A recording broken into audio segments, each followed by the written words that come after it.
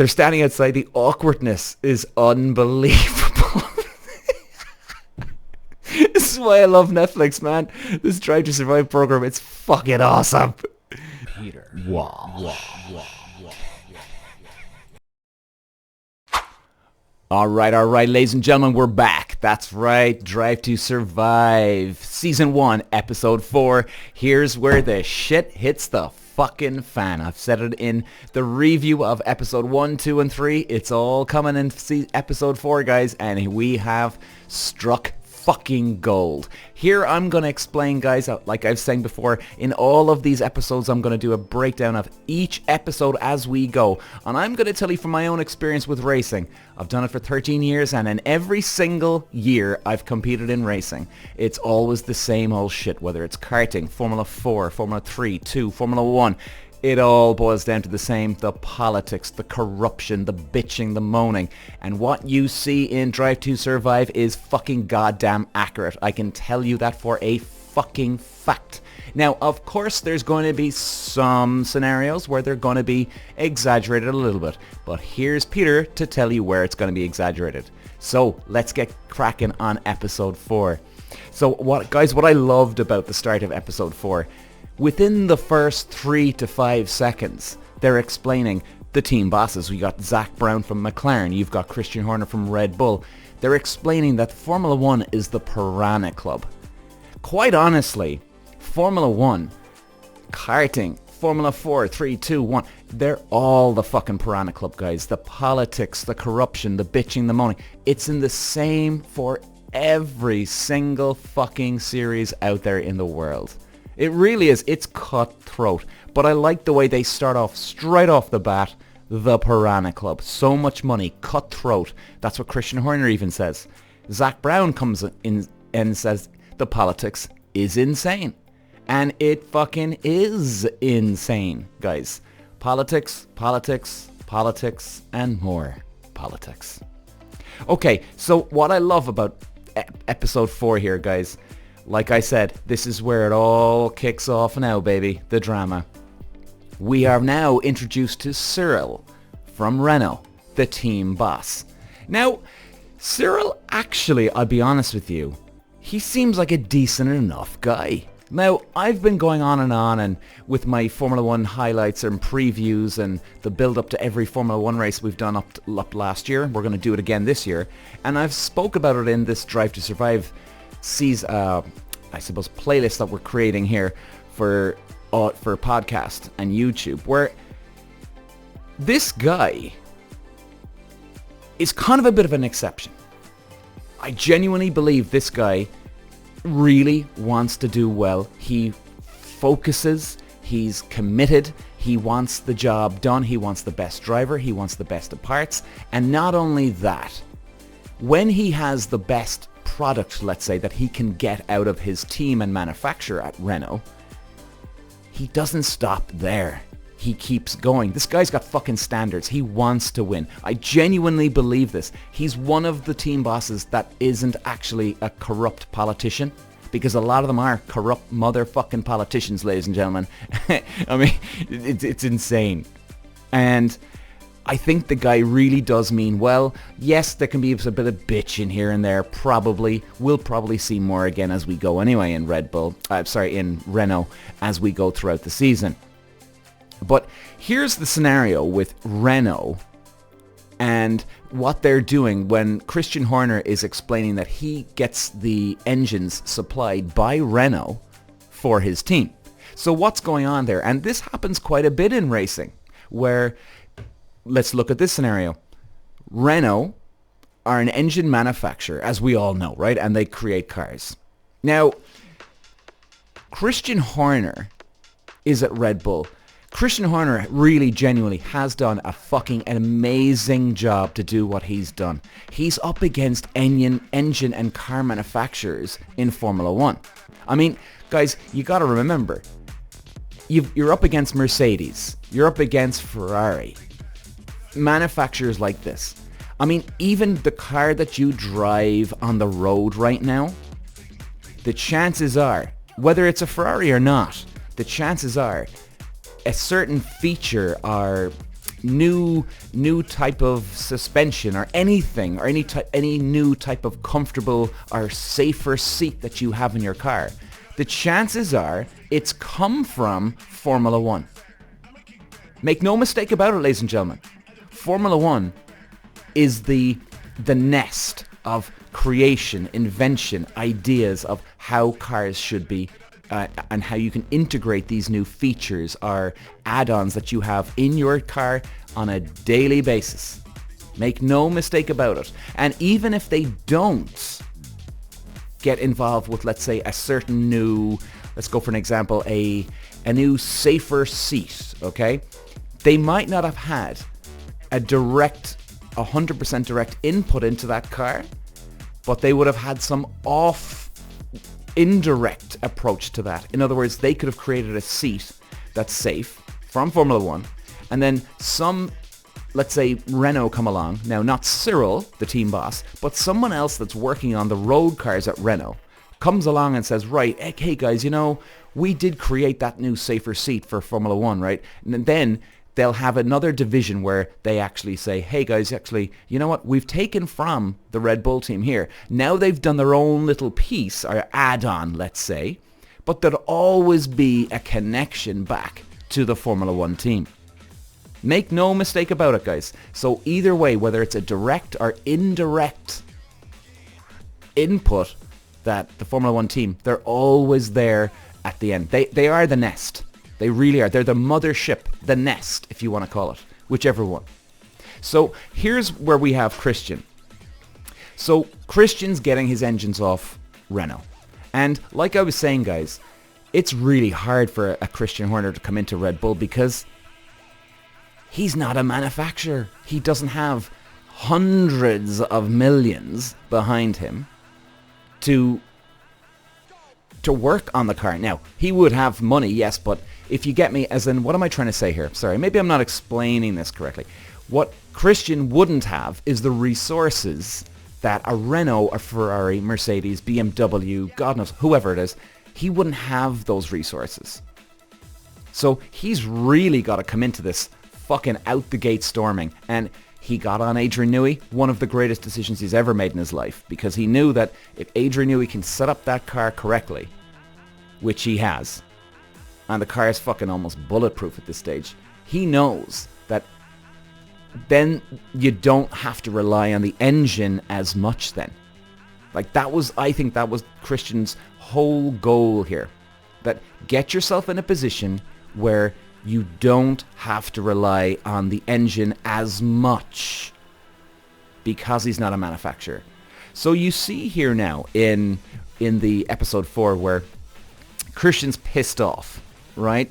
And he's pissed off because, you see, what happens here is he's pissed off because he doesn't have any input into how the engine should go. In other words, he's limited, right? He's buying off Renault. So basically it looks like, and quite honestly, they're not going into huge detail, but this does happen in racing, so I actually believe what Christian Horner's saying here. He's basically saying that, well, look, we get our engines off Renault, we don't have much input into the engine, we can't suggest this, we can't suggest that. So basically it's, okay, Renault, here's my money, can we have an engine, and can we do this, can we do that? Renault are basically saying, sorry guys, no, not a hope. Here's the money, okay, thank you, here's your engine, Christian, off you go. So it's very, very hard for Christian to do a lot of work at this stage, and it's understandable. Now, it's also understandable from Renault's point of view here, because Renault is the engine manufacturer. Renault have their Formula One team, and Renault don't want the Red Bull to be beating them on the track every weekend. End of the day, Renault want their number one team, who is their own team, to actually win. And all of a sudden, you've got a customer coming along, taking engines off you, and they're now beating you? Like, that's embarrassing, humiliating, whatever you want to call it. That is not a good scenario to be in. It's not. Of course, they need the money too. It's good money. It's good investment from the money that they get off Red Bull, of course. But they're not going to give them the number one engine. Are you kidding me? Not a fucking hope in hell. No way. Who would? I wouldn't blame Renault at this stage. I'm not going to give Christian Horner the number one engine. I'm sticking that in my fucking racing car here, boys. You know? Now, look, it is understandable too that Christian now in the episode, he's pissed off, he doesn't have input, but at the same time, as understandable as it is, he doesn't have much right to bitch and moan either, because hey, you know what, man? This is what you're paying for. You know the scenario. Suck it up, bitch, and get on with it. It's very simple. He doesn't have much to complain about here. Now, and you do see him bitch and moan here, which is, well look, that's just Christian Horner anyway. Okay, so as we go along in the episode, what I thought was very interesting here, and sorry guys, bear with me, I'm just looking at my notes here, because as I was watching it, I'm taking notes to highlight. So we have here what was fascinating about when we're talking about Daniel staying at Red Bull or not. What I thought was very, very strange, and this is very, very strange for the racing world here, guys, okay? Netflix catch Christian talking to one of his assistants. Now, I don't know exactly. He was talking to this girl in the team. Now, I think she's in the marketing department or PR department. It sounds that way the way she was talking about things. Then again, don't quote me on that. I'm not sure. But Christian asks the girl, you know, what are we thinking of Daniel? Basically, do you think he's going to stay with us for next year? And she's like, oh, well, you know, it's fairly positive. And she's making it out that it is fairly positive. And Christian is sounding happy. He sounds like, okay, well, that sounds good, right? The thing, what I have a question mark here is, and this is where, again, I think this might have been exaggerated. Or put on even. Now, I've always said, guys, Drive to Survive is 85% accurate, and it is. But this is the part where I think this is the grey area here. Because why on God's earth would the team boss be talking to anybody in the team, even Adrian Newey? Adrian Newey is the wizard behind the curtain here, and you still wouldn't be talking to Adrian Newey about, is Daniel going to stay? And especially on TV, you don't talk about that. Very, very strange, guys. Very strange why he's opening up to that girl. It just doesn't happen. Very, very weird. I don't know where we're going with this one. And I don't know where he was going with this one. Was it all just put on for the camera? Maybe. Was it a different race where they flashed all over to him? I don't know. But it doesn't make sense, guys. And like, this shit is private between the driver and the team. And you certainly don't want the girl who he was talking to going off and saying something to Daniel. Oh, hey, Daniel. Yeah, Christian was asking me, are you going to stay? People talk. Especially in fucking racing, that's for sure. People fucking talk, man. And, okay, like Christian says, the only question that Daniel Ricciardo had, whether should Daniel stay on for another year at Red Bull. Now, the problem is, Daniel knows that Verstappen is their golden boy. So he knows he's not going to be number one in the team. He fucking knows that. Now, they were still giving him equipment every now and then, like they're doing with Perez and Verstappen at the moment. Perez still has every now and then. They were looking after Ricciardo a little bit better, though. That's for goddamn sure. But he was still there and thereabouts. And Christian says on the TV, well, the only question Daniel has to stay, whether he wants to stay in Red Bull or not, the only question he had was, will the power unit be good for next year? And to me, I think Christian's full of shit on that one.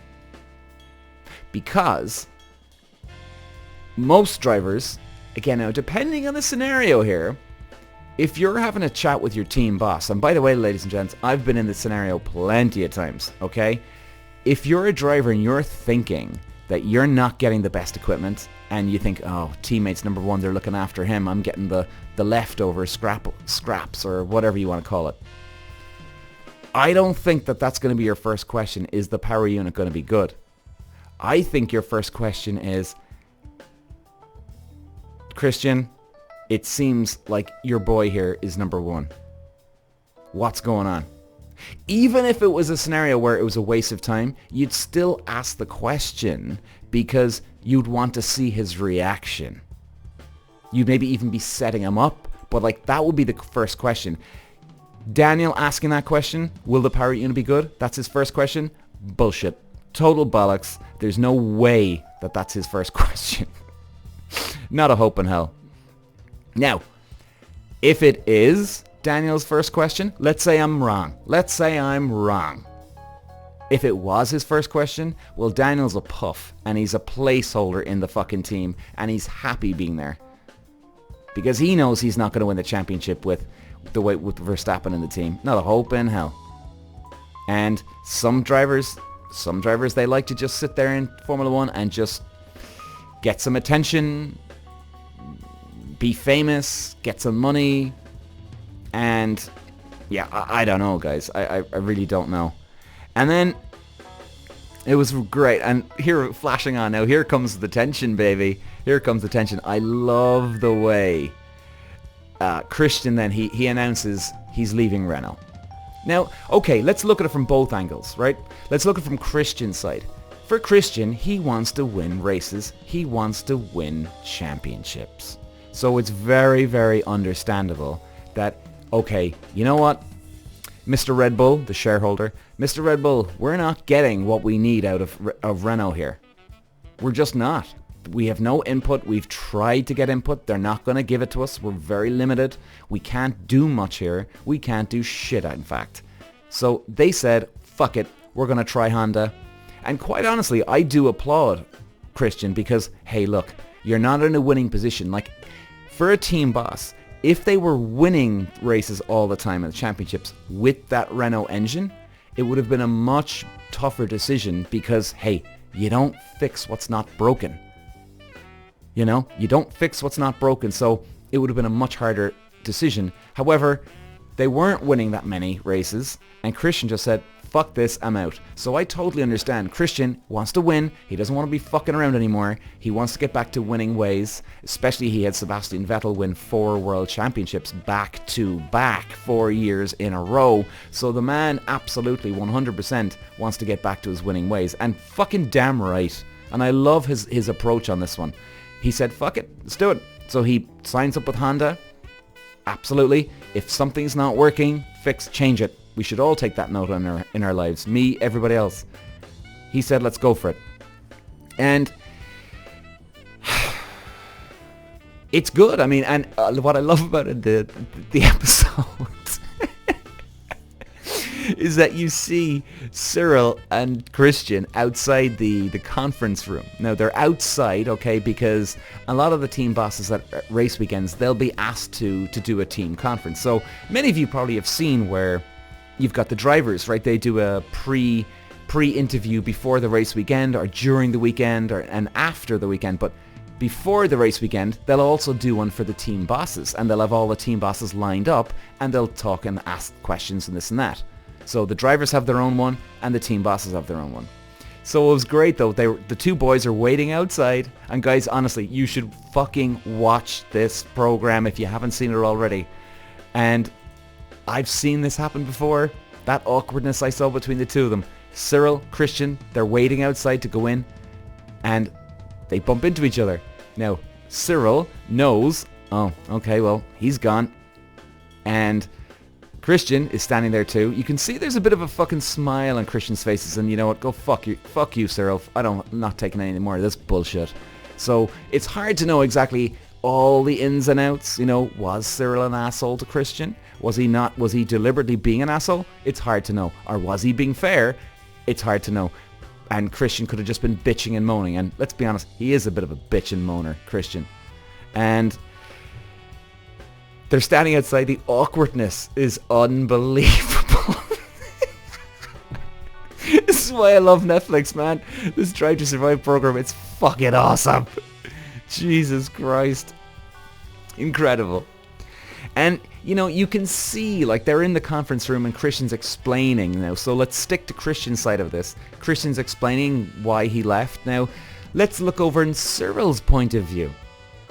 Cyril, look, end of the day, you've got someone as Cyril knows that Christian would know he's not going to get the special treatment if Cyril can have it for himself. Cyril knows that Christian knows that. Now, I do genuinely believe that Cyril is a stand-up guy. I don't believe he'd give him the best equipment. Hell no. I think he'd give him good equipment. But Cyril would keep the rest for himself. So in fairness, Cyril didn't do much. I mean, what can he say in that scenario? Seriously, what can he fucking say? He's just got to suck it up and get on with it. Definitely a hole in his pocket, that's for sure. That money would have been very, very beneficial throughout the year, getting that good money in as a client. Red Bull being a client, it would have kept the lights on, let's say. I don't think Renault would be short of cash, but still, it would have been very, very handy money to keep going for the whole year. And this is now really where the tension starts to build. Cyril's in the press conference. He's asked, well, Cyril, how are you feeling about the whole thing with Red Bull? Christian is sitting right fucking next to him, right? And Christian puts up his hands in the air. And now, for the love of God, I don't know what he says, and I've watched it about 6 or 7 fucking times. I've rewound. I've done everything. I can't figure out what he's saying. I can't figure out what he's fucking saying. But he's miming something to the journalist as Cyril's talking. I mean, a real bitchy fucking move here, like real bitch. And you can tell that Christian Horner really has got a bee in his fucking bonnet. Major issue with this Cyril guy. And I mean, it just goes to show, like, it's just not on. It's just so unclassy what Christian is doing here. So unprofessional. You know, he just looks like a dick. He looks like a total fucking wanker. You don't want that. And believe me, ladies and gentlemen, not every team boss is like this in the world. There's a lot of team bosses like this in the racing world. In karting, in Formula Ford, Formula 2, 3, and Formula 1. This is real. This is dead fucking real. But like I said, not every team boss. And then they're outside, and then Christian throws a jab. So, oh no, hang on, sorry, no, I'm jumping. The next part, here we go. Ricciardo joins Renault. Now, I mean, if there ever was... If Cyril's a nice guy, if I think he is, and if Christian Horner's just a bitch and moaner, if that is the case, this was the greatest poetic justice I've ever seen in a long, long time. Cyril signs Ricciardo up with Renault. I mean, what a kick to the balls for Christian Horner here, like, kick to the balls. Unbelievable. And you can even see, like, I can understand where Daniel Ricciardo, right? You see, I know this from a racing driver's point of view. Ricciardo goes to Renault. Renault are not as competitive as Red Bull. So why did he go? I'll tell you exactly why, ladies, he went. Because Ricciardo really realized, he went, you know what? I'm not number one here in this team. I'm not. And I want to be number one.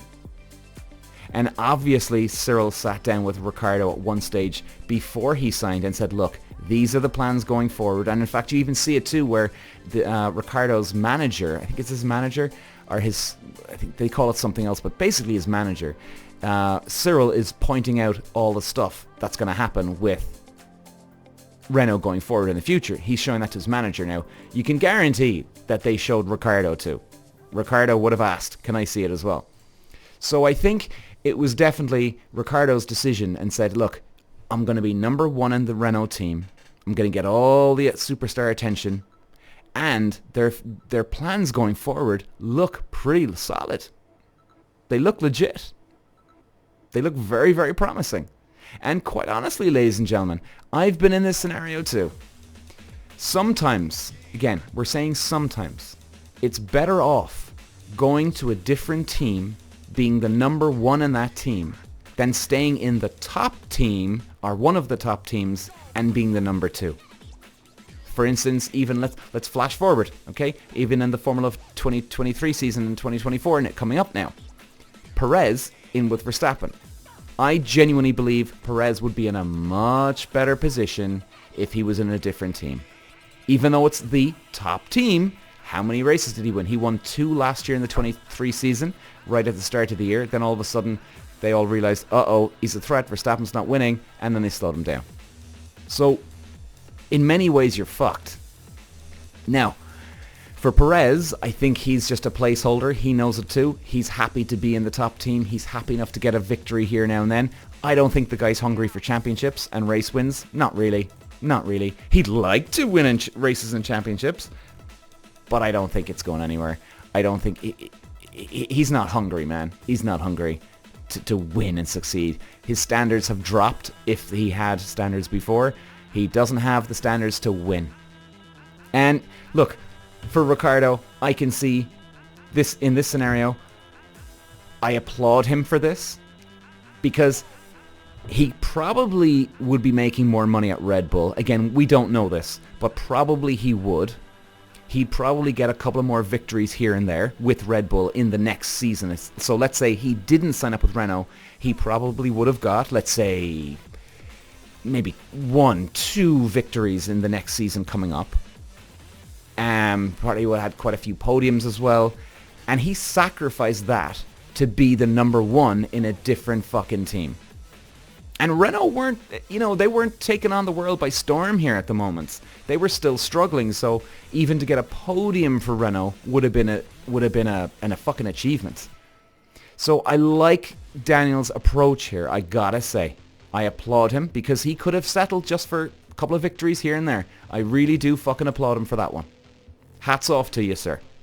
Because it's not an easy decision. It's not an easy decision. And then Cyril bringing him in, Cyril would have definitely had him at number one. Number one, I think he liked Ricciardo. I think he wanted a guy with experience. Number two, now, again, guys, we might not know the order of this and depending, but number two, I think he wanted to shove it up Christian Horner's ass, right? So even if he didn't want Daniel at number one, as in the number one driver in Renault team, he probably would have put him as the number one driver just to shove it up fucking Christian's ass anyway. So it's, and I think, and it's good, and I think he probably would have had a bit more backing with sponsors and just the manufacturer, like mainly sponsors really, because the sponsors would have said, oh, we got the Aussie boy, he's come from Red Bull. Now, how much attention would he have got? I don't know that off the top of my head, but it did look like it was pretty promising for Ricciardo here and Cyril, and I think, he's got a bit of heat behind him, Ricciardo. He's doing well. He did well at Red Bull, and let's put all our efforts behind this guy. So you can't blame Cyril. I think it was a great move by him. I think it was a very, very good move by Ricciardo. I just love the way he wants to win. Ricciardo wanted to win when he went to Renault. He knew that he would struggle for a couple of years here. No question. No question about that. But obviously seeing the Renault's plan going forward, he fucking knew, okay guys, fuck me, I've got a chance here. He certainly knew anyway at Red Bull, he had no goddamn chance. And the fact that Red Bull love the junior world champion, as in Sebastian Vettel, they love that PR shit. Oh, we got Sebastian Vettel, the youngest ever world champion at Red Bull. They thrive on that, guys. And I think Ricciardo, we're going to close off with this, guys, and I think Ricciardo would have known, well, hang on, if I stay with Red Bull here, they love the junior driver, and even if Verstappen hangs up his boots or he goes to another team in 2 years, 3 years time from now, I'm still going to have another 2 or 3 years wasted being the number 2 driver here at Red Bull. And when Verstappen goes, they're probably going to get another driver to come in anyway, a younger driver than me, and then guess what? They'll have just taken Verstappen's place, and Ricciardo nowhere, standing there with his dick pissing against the wind. I genuinely think that, and that would definitely happen. So Ricciardo might have thought, well, maybe if I hang on for a couple of years, Verstappen's going to be the number one. When he leaves, or if he leaves, well then I'll be number one. Well, number one, Ricardo is older than Verstappen, so the chances of Ricardo quitting or retiring would have been much higher than Verstappen. And there's a big risk. There's a big risk because if Verstappen did retire or went to another team, Ricardo would have been sitting there and Ricardo would have been, oh fuck, here we go, another junior driver coming in. That's what they would have wanted. So guys, listen, check it out. The Drive to Survive TV program. I hope that this is bringing some information. I think it's a fantastic series. And just before we close off, we are going through every single episode by episode on the podcast.